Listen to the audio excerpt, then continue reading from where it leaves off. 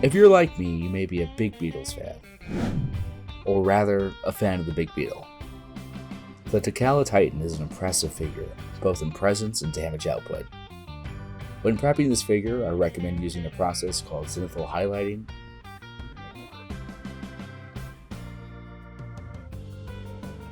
Firstly, I primed the figure solid black using Rust-Oleum primer that I got from Walmart.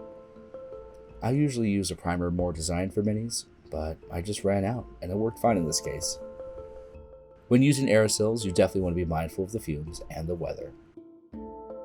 The fumes can mess up your lungs, and if the weather is too humid, the spray will become sticky and tacky, and not paint very well. I did this in my garage with the door open and mask on, as the weather out here was suboptimal. Spray a good distance away from the miniature, about 1.5 feet, and use light, fast strokes. Keep doing light spurts until the figure is completely black. And wait a couple minutes for the paint to dry, and then you will spray white primer directly on top of the figure, going from a straight overhead angle. You may be wondering, why did I do this if most of the models is going to be painted black anyways? We're definitely going to go into that more later. For now, know that zenithal highlighting flushes out the details and makes them more prominent. It acts as an indicator for me that my paints are thinned down enough, as there should be some transparency and white showing through when painting. Doing the zenithal method is optional, as you could prime it pure black. As you'll see, it helps add some depth and volume to the character, for little effort. After priming, we're ready to paint. I've prepared a wet palette, which is essentially a tray with moisture, sponge, and porous paper, such as butcher paper, placed on top. This is a great tool to have, and definitely recommend either purchasing one or making your own. A wet palette will keep your paints alive, and cause them to not dry for hours or even days. I use paints from a variety of brands, and you can use really any brand you like for the figure, as the process will be essentially the same. I am using Vallejo Black, Citadel Troll Slayer Orange, and some metallics from Army Painter, such as Azure Magic and Night Scales Black. Firstly, I did the carapace, as I felt like there was a low chance of that being painted onto by other colors. I mixed the Night Scales and Azure Magic together, being sure to thin the paint.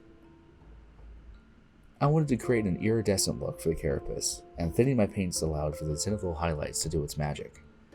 It looks like there's a subtle color shift and less flat compared to adding a straight coat of paint. It also allows for the underside of the carapace to be a darker shade, more in line with how a real beetle's shell works. Make sure you take your time, flip the model around, and really get all those curves and crevices filled in with paint. Don't worry about getting on its body, you'll be painted over that soon enough. Once the carapace dries, go over the body with black. You can make sure this black is thinned out a bit, as you want some of the white primer to show through. True, it would have been easier to prime the whole thing black, but flat black has no definition or volume. Doing the zenithal highlight only added a couple of minutes to my paint time, and this thin coat allows for some white to faintly show through and add some dimension to the figure. After the body was done, I realized I forgot to do the wings. Threw and added some pure and unmixed Azure Magic to the wings, allowing for subtle contrast with the carapace.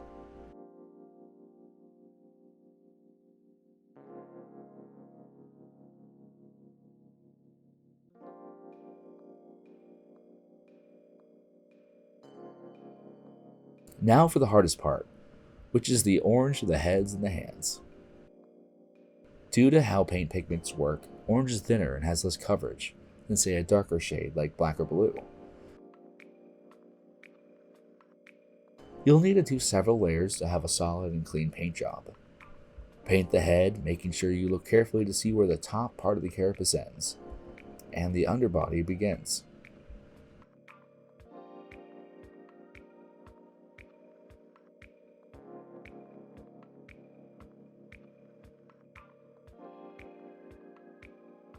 Flip the figure to all angles, making sure you get inside those tricky curves and angles.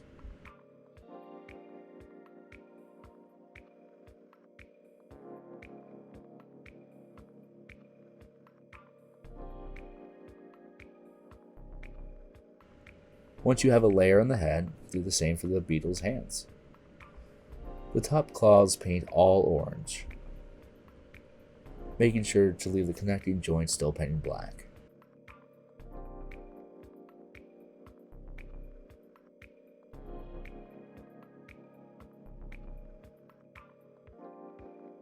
On the little claws at the bottom, just paint the ridge part orange, and leave the claws black.